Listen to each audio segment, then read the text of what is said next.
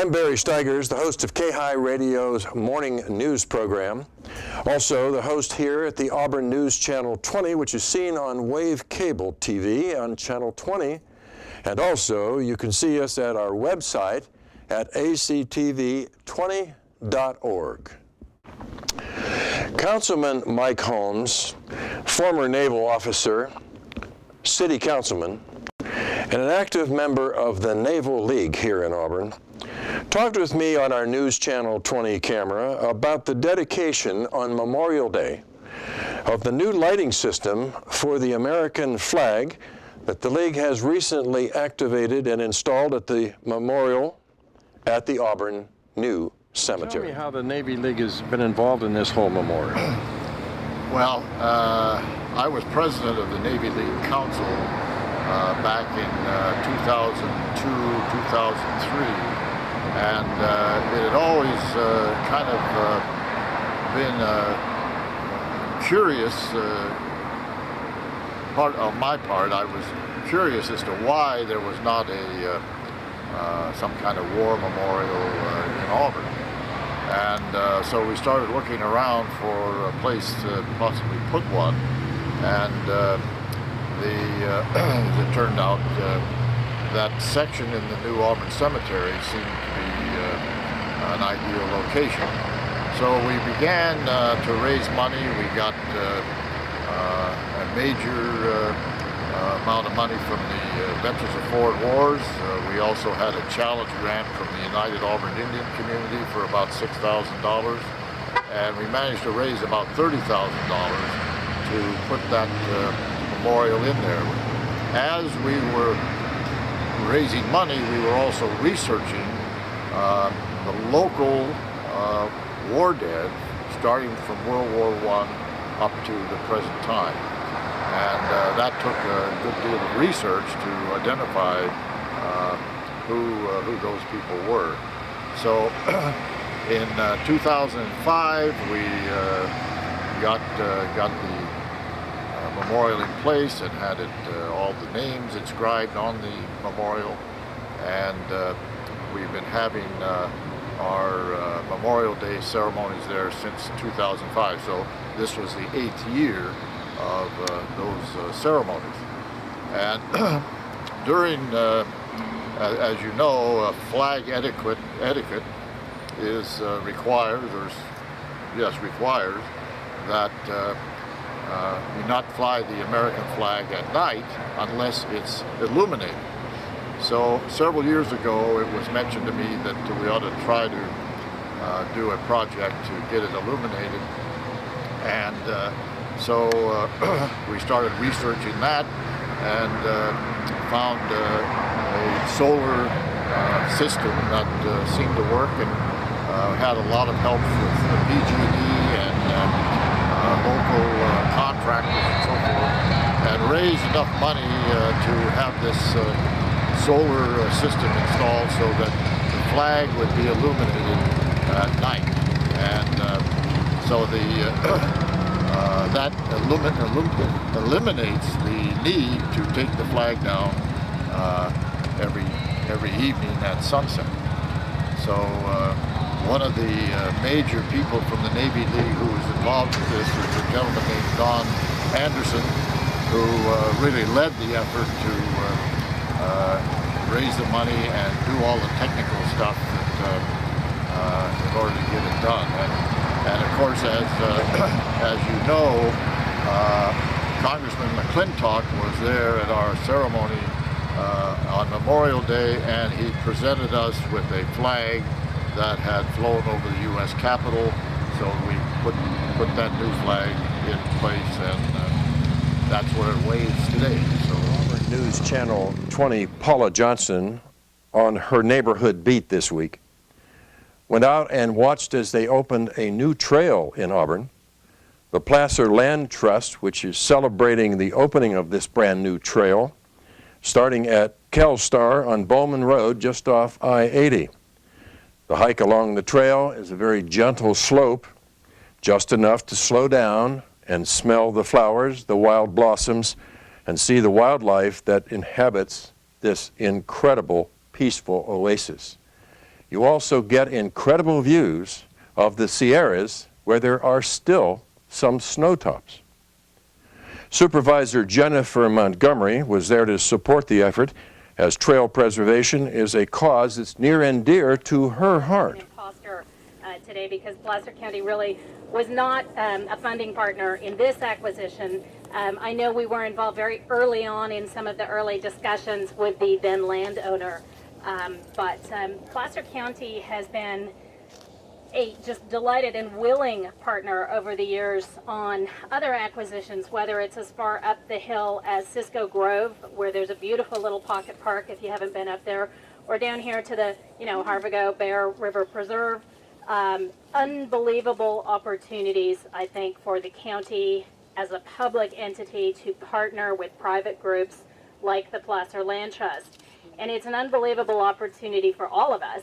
And I think that's really the message that needs to get out is, while it's great that Jeff and I do this kind of for a living, it's all of us who are the beneficiaries of that relationship. And so it's really incumbent upon all of us to support the private and the public entities who are the groups who actually make these acquisitions move forward and then open them up to the public. And that's the really critical piece, that these are open to the public. Very often I hear folks say, oh gosh, those land trusts, they buy land and then the public's not allowed on them. Well, I try to remind people of a couple things. Generally, the land trusts and other entities in partnership with them buy private lands that people weren't allowed on in the first place, and then do open them up most of the time, frankly, to public use of some sort. So it's truly a win-win for the community. And when I speak of the community, I mean all of us, including the folks driving by on I-80. This, as Jeff says, is really the first opportunity to see the Sierra, to see that beautiful snowy crest. And the Land Trust, the work they've done here and the work they're going to continue to do here is a huge asset. It will bring people to this area, us locals, as well as people from out of the area. As Jeff says, they'll stop, they'll shop, they'll spend money in our community, which then trickles back to the county's coffers to help with acquisitions such as this. So it really is a cycle that's important for all of us. Jeff touched very briefly, and I'll touch very briefly on the agricultural component as well. The Placer Land Trust and Placer County's Board of Supervisors and CEO office very, very committed to protecting and preserving our agricultural heritage in Placer County, and doing it in a way that preserves working landscapes. We don't want pretty pieces of property that aren't being used, and in some cases aren't being grazed and then become fire danger for folks. So earlier this week, Thursday, we had an agricultural tour organized by the Resource Conservation District. A number of folks from the Land Trust were there, went out and saw some things, including Hidden Falls, which is an acquisition that the Land Trust and the county worked on together. It's being grazed by cattle to help reduce fire danger. So there's a real role for recreational open space, agricultural open space, and open space that benefits us all. So again, I'm absolutely delighted to be here today, and just really looking forward to continuing these kinds of partnerships, because this is what makes Placer County such an incredibly special place to live. Thank you all. Jeff Darlington, the executive director of the Placer Land Trust, introduced the festivities and the other speakers, who explained what it takes to make something like this happen, why it's also valuable to the larger Placer community. Welcome. Thank you for coming on National Trails Day. My name is Jeff Darlington. I'm the Executive Director of Placer Land Trust, and we're very pleased to have you here to help us dedicate and open a new trail to the public. This is Canyon View Preserve that we're on here. This is a property that the Land Trust protected back in 2003. And a little bit of information on Placer Land Trust. So we're a private, nonprofit, public benefit organization. Our mission is to work with willing landowners to permanently protect natural and agricultural lands for current and future generations.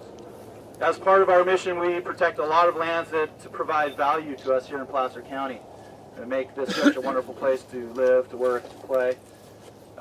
Anything from agricultural lands to lands for sensitive or rare species, scenic open space vistas, public recreation areas, parks, etc. So land can have a lot of value, and as we know, as all of you know who are here today, this place is special. This is our playground here in Placer County, and we want to protect that playground forever.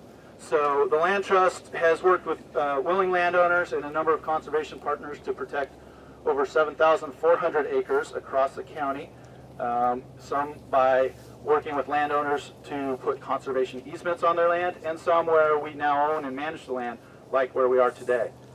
Canyon View Preserve was originally slated to look a lot like that, but now it looks a lot like this. And as motorists are coming up Interstate 80, this is the first view of the Sierra Nevada that they get that is really striking. And I always say, we've protected that view. You can't see what we protected. That's what's important. So instead of seeing another office building there and houses here, you get the view to the crest. And I think that's really important, and we hope that Canyon View Preserve will be a place where people might want to pull over, patronize our local businesses, stretch their legs, take the kids and the dog for a walk. So we're very pleased to open this property. There's a couple of organizations here that I need to acknowledge that have helped make this happen. This trail project and the restoration that has gone along with it has been a few years in the making. And I'd like, I don't know, is Linda Smith from the Resources Agency here? If she's not, we owe thanks to the Resources Agency. They contributed over $300,000 to the restoration of this property. There's still a lot of work to be done, but this property was really overrun with star thistle, broom, and blackberry. And we've cleared a lot of it. We've done some fuel load reduction between us and the neighborhood. And we've restored the stream here, which hopefully you'll see on your walk. The Sierra Nevada Conservancy, Bob Kingman. Bob, I know you're here somewhere. Bob's in the back. The Sierra Nevada Conservancy also contributed about $300,000 to restoring this property in its watershed. And the primary objective there is to remove sediment from the American River. And we've done that by stabilizing this channel down here, which is an overflow from the Boardman Canal. It used to just incise the property and just cut, cubic feet just going right down into our watershed. And so we've done some work with contractors, Hanford ARC and others, ESA, PWA, to stabilize that creek. So the water that's going into the American River watershed, which we all rely on, is cleaner for that. So thank you to our grant funders. I'd also like to thank the California Conservation Corps. Now Brian's here. I don't know if David Meraki is here. But they did a lot of work on the trail, as well as some of the shaded fuel break and invasives removal. And let's see, who else am I forgetting? Placer County Water Agency.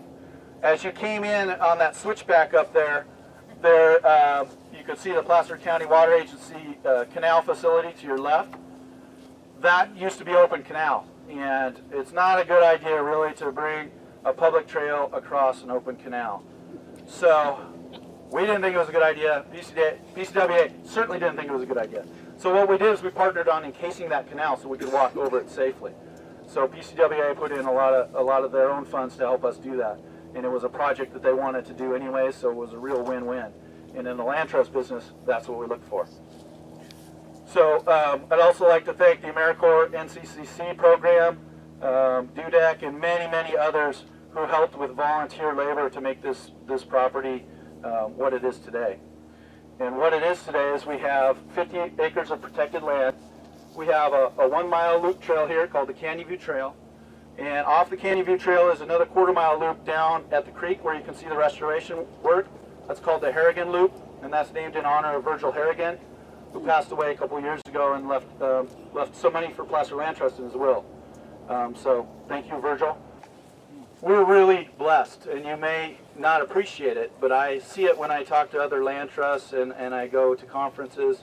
We have, albeit a conservative and fiscally conservative county, a very progressive and very intelligent and insightful local government. We're lucky, believe it or not, to have our county involved in the open space program and all the other benefits that they bring, because there's so much at stake here: our social health, our environmental health, our economic health, and they're not separate. They're all tied together. I want to bring up Placer Land Trust Board President and Board Member President Fred Yeager and Board Member Jim Hoggensmith, and we want to talk a little bit about our greater trail vision beyond Canyon View, and we'll try to get this done before this tree ceases to provide you shade. Thanks, Jeff. We do have a couple of other board members from Placer Land Trust here today, so let me ask them. We have Larry Welch back here, who's on the board, and then Bob Gilliam over here, and Rich Ferreira is back there, Mary Vati right here, in the very cool hat. Anyway, so thanks for all the other board members coming as well. Thanks to all of you for coming out today. Great day to see this. Hopefully you'll all get to go on the walk. And this is sort of a first step, first real public unveiling of a piece of property that the Land Trust is opening to the public, encouraging the public to use on a daily basis. This is just the beginning. It's a small trail. It's only 1.25 miles if you do the whole loop, but you'll find it to be very interesting and a lot of fun things to look at on the way. This is just the start. We have lots of other properties that Jeff talked about, lots of other opportunities to build more trails, and certainly working with the county as a major partner, connecting what they've just now expanded drastically and just opened a little over a week ago in the Big Hill Bear River area. That is going to be an unbelievable system of trails out there. So today really is just another step in what's going to be an ongoing effort. And Carrie, our development coordinator, is going to talk in just a minute, but today we're kicking off our campaign to try to raise $750,000 in private funds in order to do more of what you see here today. And like I said, this is just the start. This is just one piece. With that kind of money and with continued help from some of the resource agencies and from Placer County, you will see many, many, many more miles of trails that will be opened up. And it sounds, and when you look at it, it looks like, well, gee, just build a trail. That can't get a hoe out there and a rake. You know, it's very expensive when you're also trying to do restoration work, when you have to build bridges across drainage ways. So it sounds like a whole lot of money, but frankly, it'll be a small portion of what will eventually be spent in this county to improve public access, both on public land and on nonprofit land like Placer Land Trust. So thanks for coming, and think about supporting us in our fundraising efforts for this campaign that you'll hear a little bit from Carrie about in a minute. All right. Thank you for coming out. I'll also recognize a couple more board members. I see Tom McMahon, I think, is back there somewhere. And there might be one more board member, but Larry? I think we mentioned Larry. So Okay, to get him to good. I want to get him And all the volunteers for the Land Trust also that have been doing Doesn't hikes and helping with restoration work and other projects around on our lands. Just like to say that you know, this is a small loop trail right now. We hope long term to be able to connect down to the river, which will be a pretty serious undertaking, but we see out in the vision. And then out on the Bear River properties, Big Hill, from Hidden Falls Park, we hope to connect all the way out to the Bear River in a trail system that'll, when combined with Hidden Falls Park, probably in excess of 50 to 60 miles of trails total out there, including some access to some spectacular sections of the Bear River that almost no one has ever seen.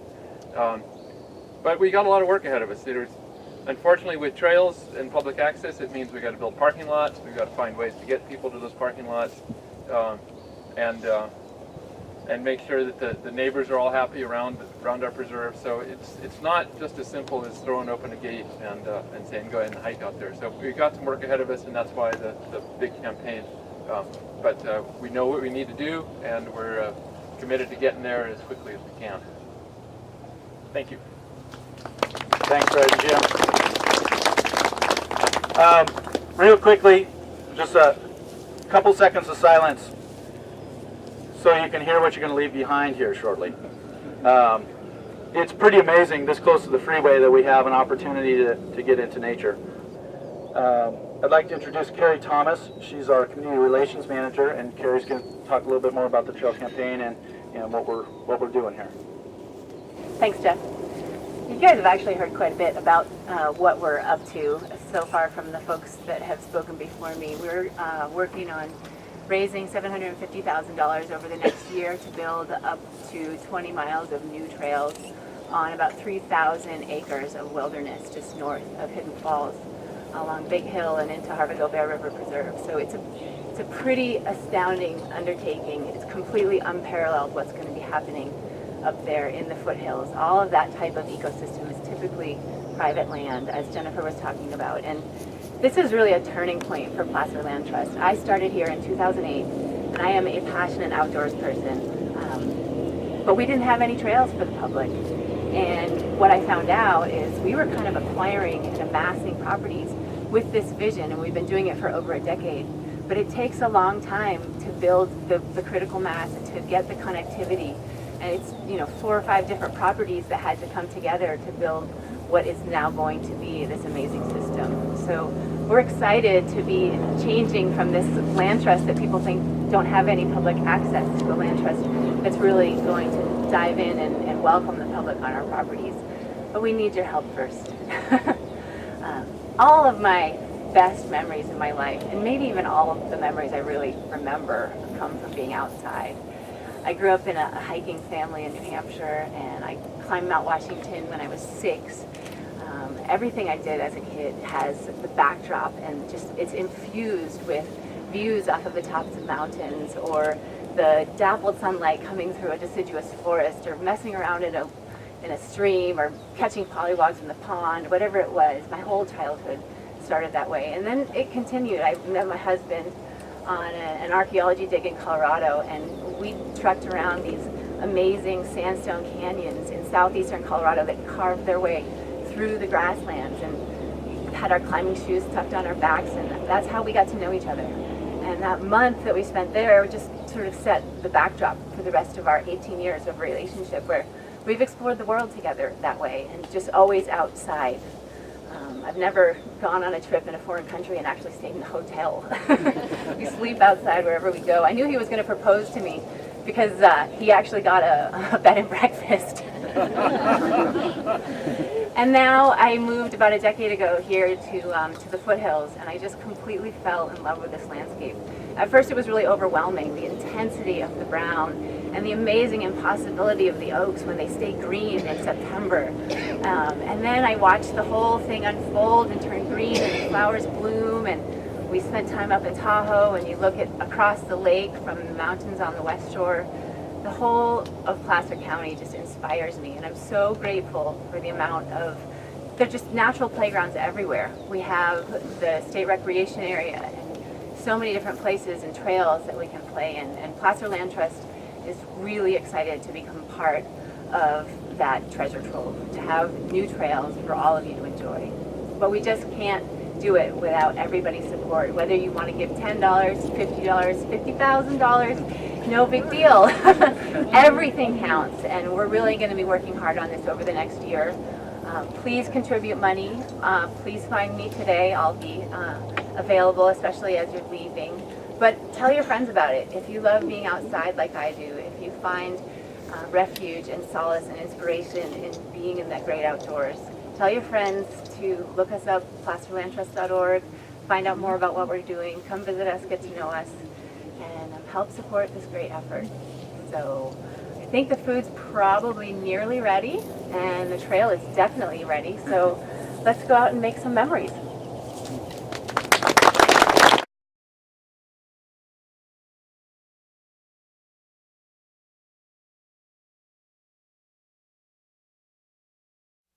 New in the Auburn News 20 this week, Dr. Eric Parks presenting his first Health Matters segment this week with Dr. Parks chatting with Mary Beauchamp, a registered nurse at the ACTV studio. Following is a segment from their interview that will be airing this week at various times on Auburn's Channel 20. For times, refer to the website at actv20.org.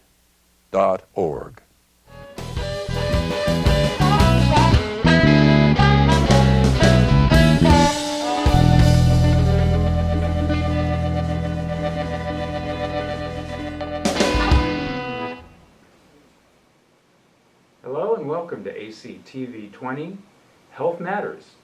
My name is Dr. Eric Parks, and today I have a guest with me, a longtime friend. She's a mother of 4, grandmother. She's been a registered nurse for 23 years. She's actually a product development specialist for Bright Earth Foods, and she's helped hundreds through an online program that she's developed to help people take control of their health. And today, what we'd like to talk a little bit about is what's going on with the health in this country. What steps can people take to reclaim their health? There seems to be a lot of statistics coming out that say that Americans are losing their health, something we were born with. Why are we losing that? It seems like I've heard that 1 in 4 people will end up with diabetes in the next 10 years. That's very soon, especially with obesity with children. There's got to be something going on here. So what's your take on that? Why are we losing our health? Well, Eric, I feel like most of the people I see who come to me actually think they're healthy. And so what that tells me is that there's a lot of confusion going on. There's a lot of misinformation. Right. And there's a lot of confusion about what it actually means to be healthy and what it actually means to eat healthy and what it actually means to take care of your body in the way that it needs to be taken care of. So I would say that what we've been taught about health and what our body needs is completely wrong. One of the things that I want to do is to re-educate people about healthcare and how to really, truly take care of their body in the way that it's wanting to be taken care of. Okay. Well, that sounds like a great place to start. So if what we've learned is wrong, I'm familiar with the food pyramid, for example. Is that wrong? Is the food pyramid not right? That's a really great example. The food pyramid, I remember learning about that when I was in about the 2nd grade, maybe even sooner than that, maybe Sure. kindergarten. And that's something that actually still prevails in our education system today. So the food pyramid is ironically completely backwards. And one of the biggest misnomers about health is that we should be eating mostly carbohydrates, which is what the Right. food pyramid teaches us. That's the base of the pyramid, is grains and starches. Bread, cereal, potatoes, rice, and all of that, exactly. So one of the outcomes of that message is what we're seeing today in the world. And it's really quite astounding at the statistics and how quickly people are moving into the realm of chronic, debilitating disease as a result of that campaign. I see. What should we be basing our diets on? I mean, how should that pyramid look, or should it even be a pyramid? Well, if it was a pyramid, I would suggest that it ought to be flipped completely upside down. So we should be eating what the human body is really wanting, and what we've evolved eating is not grains at all. And what the human body was designed to eat mostly and to get most of its fuel from is actually healthy fats and protein. Fats and protein, yes. Well, we've all been taught that fat is bad for you. Eating fat is bad. Now, I know a little bit about this as well. Let's talk about what good fats and bad fats are, because I know that makes a tremendous difference in how our bodies are able to heal themselves. So can you talk a little bit about what is a good fat and what is bad? What should we look for? So one of the simplest ways to talk about fats and to help people understand about fats in the easiest way possible is to look at it in terms of fake fats and real fats. And so, in other words, a fat that has never been altered chemically by or by heat to change its molecular structure in any way. And there's now so much research coming out about how the nervous system relies on these very natural fats to maintain its cellular integrity so that we have the proper transmission of nerves across the nerve impulses. So what happens when we don't get the right kind of fats is that we continue to have a breakdown in the nervous system. Right. And it shows up mostly in very obvious ways, such as memory loss, things we're seeing with Alzheimer's, depression, brain, it shows up in the brain, and also the nervous system, in the whole body really. So, but we see it particularly in those areas, and so the research coming out now is really supporting, how we can add these fats in and really see a very quick turnaround and a reversal in those types of diseases. In my reading, I've understood that the brain is quite a lot, maybe 80% fat because of the cell membranes, and if you eat fats that are hard, like you were saying, man-made fats, trans fats as they're sometimes called. Exactly.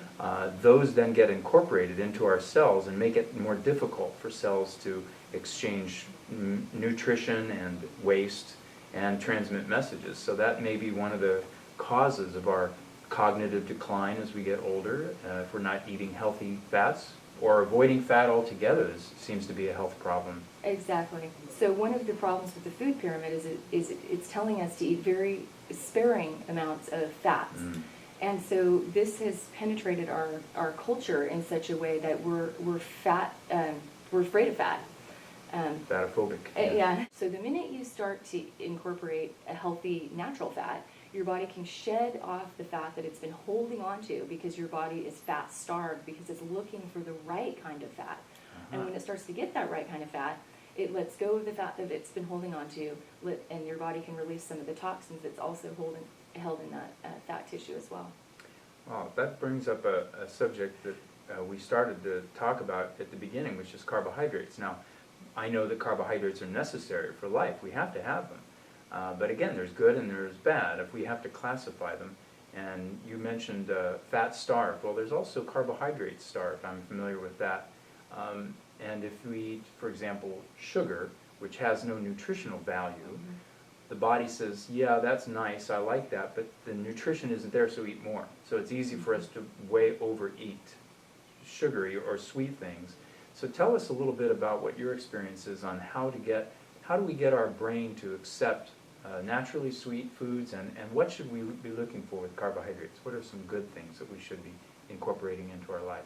To get away from these habits that are created at such a young age is very difficult. And I have 4 children of my own, so I know what it's like to have young children and teenagers in the house that are very familiar with certain types of, an expectation around what they're going to be eating. Right. And to really shift that requires some energy and some diligence. And so in terms of the right types of carbohydrates, I would suggest that people minimize their carbohydrate intake dramatically. And yeah, that's... Stick with things like fruits and vegetables that are not processed. Absolutely. Yeah. Processed food should be eliminated completely anyways. And if we're looking at what we can do to replace what we've been eating, that's usually the challenge. So one of the ways to do that is to replace what you've been eating with something healthy. And once we start eating the right kind of fats, that's really the way that the body can reset its metabolism. And once we start sort of gradually moving away from that, it's amazing what happens to the body and how it responds. So I've noticed in my own family that fruit juice used to be very popular, and it would disappear very quickly. But from what I understand, fructose is very high, very concentrated in fruit juices. And even though they're healthy, they have vitamin C and minerals in them, the fructose requires the liver to actually break that down into the usable sugars. So it stresses the liver over some amount. And for example, I love carrot juice, but a small amount of carrot juice is really all you should be drinking. I used to drink 16 ounces a day, and I found out I was having problems with my liver because I was drinking too much. So we have to be mindful of even things that are healthy. You can overdo things like fruit juice. exactly. That's one of the most challenging parts about juicing, actually. People think that a lot of people have a misconception that if you just start juicing, you can change your health around. And that's true. I think juicing is a fabulous practice, and I love my juicer and my practice of juicing myself. However, it's really easy to eat a lot of fruit juice or drink a lot of fruit juice when juicing. And I always like to encourage people to juice mostly vegetables and add just a small amount of fruit. For example, the carrot, like you said, is Right. very, very sweet, and you only need a small amount. Right, very good. Well, I think we're about out of time, so I would like to encourage anybody who has any other questions to contact myself or Mary Beauchamp at howtogethealthy.stepbystep.com. .com. Fantastic. Well, thank you again, Mary. Thank you and so I much. look forward to getting back together with you sometime here and continuing on with this. Yeah, thank you, Eric. Sure. Thanks a lot.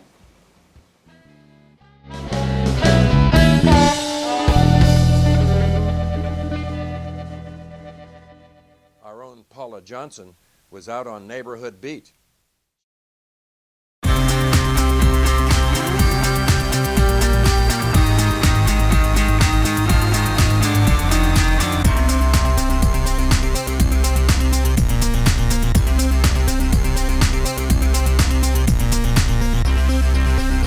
So we'd already decided that. Wow. Because we lose a lot of trees, and I've heard a lot of trees fall, but I never heard nothing like that. That was insane. You've heard a lot of trees fall here? Oh yeah, we've lost tons of trees here. I've heard and seen. I mean, just look, just a little tiny bit on the fence. Unbelievable.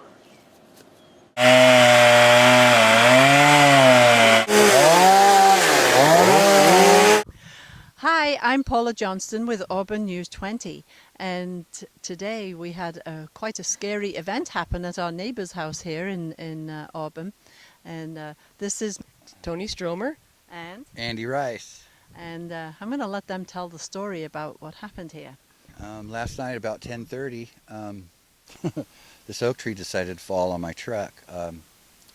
Tony was going to come out and move the truck, and as she was walking out the front door, it fell.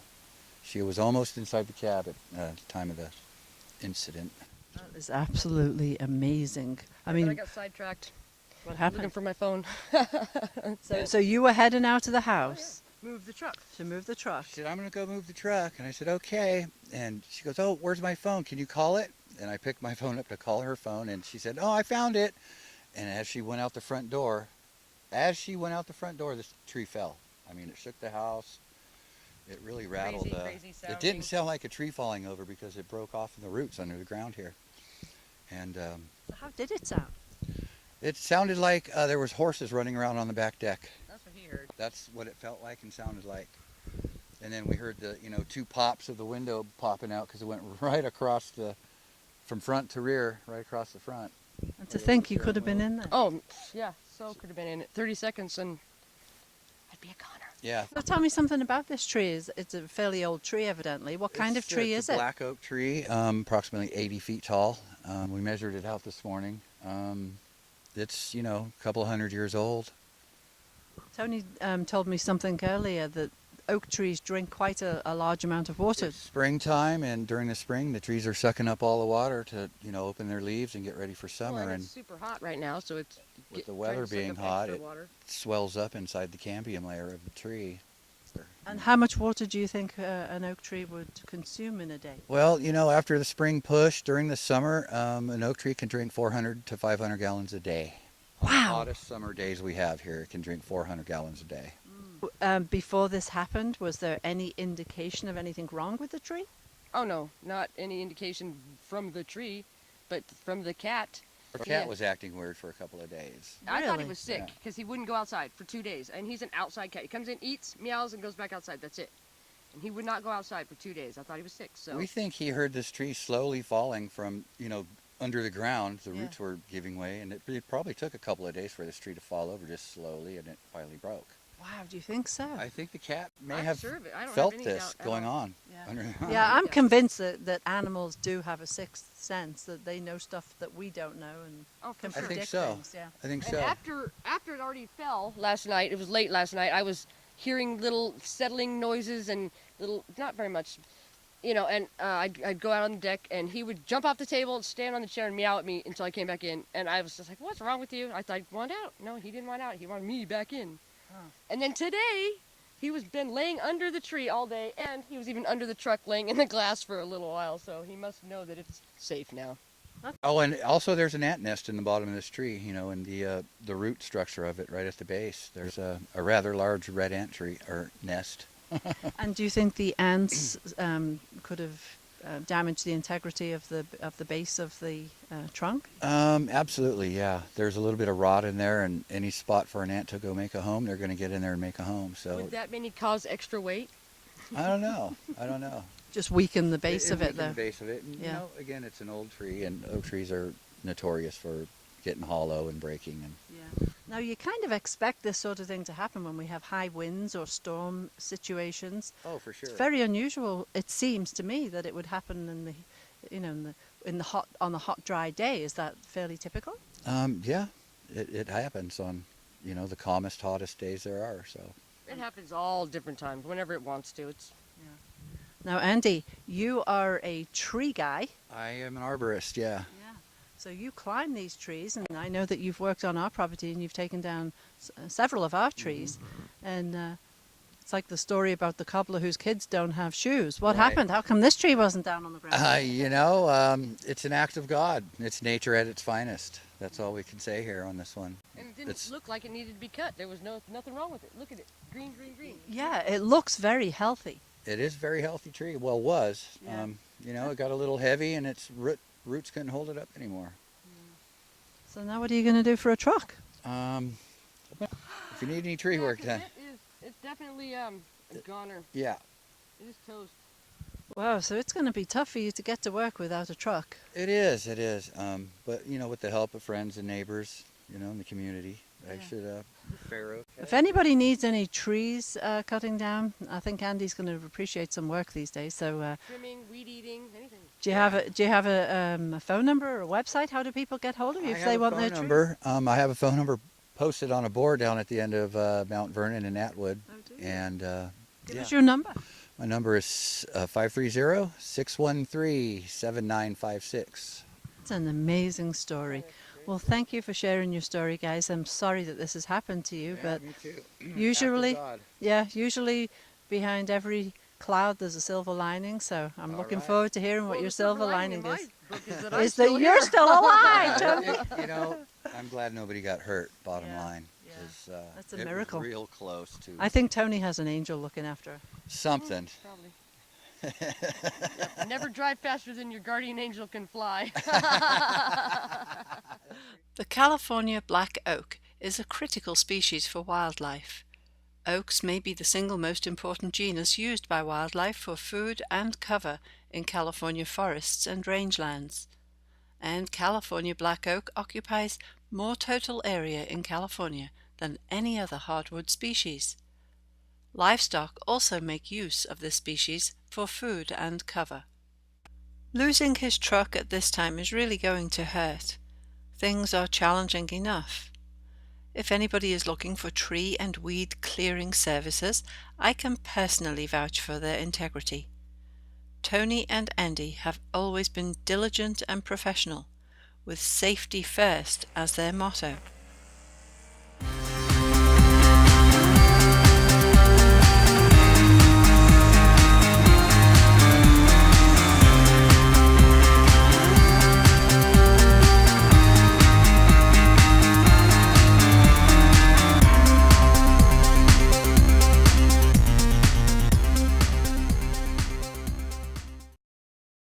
Our own Cody Hitchcock this week was snooping around Placer High School, found out what happens at the end of the school year, interviewed Peter Estefew, and here's what he found out.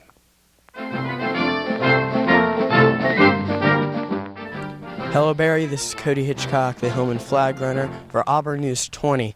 Today I'm here at Placer High School like usual, but it's rather unique. We're nearing the last week of school, and I'm going to find out what it's like at a high school or any school during the last week of school. Placer High Principal Peter Estefew talked to me about the end of the year. It's pretty hectic, but it's more of anticipation of it getting hectic, because there are plans in place that happen, but there's always those unplanned things that happen that you have to deal with. And it could be as simple as we have a couple teachers who are out because one got hurt and he can't be in the classroom right now, so we have to deal with a substitute, or teachers having a baby, those kinds of things. We have to rearrange your schedules. Students who are clamoring to figure out where they need to graduate. Students who've lost textbooks and want to get them replaced. Teachers trying to figure out their photocopying needs for the rest of the year. So it's just getting busy because people are anticipating that last day. What are the bare minimum requirements to graduate from Placer High School?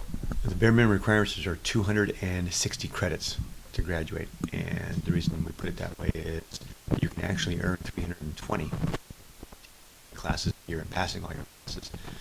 And along with those bare minimums, there are 4 years of English, 3 years of history, 2 years of math, 2 years of science, and then electives. Do you think we have the highest graduation rate? Well, yeah, I mean, all the schools around here, our graduation rate is like, in the high 90s. A majority of our students, almost not all, you should graduate from here. What people might mistake is we have some seniors who decide early on not to finish and go somewhere else and finish, and those aren't really included. So I would look at, currently we have about 310 seniors who are coming through. We might have a couple who do not make the final class. So we're hovering in the 98th percentile, which is pretty good. Thank you, Mr. Reed.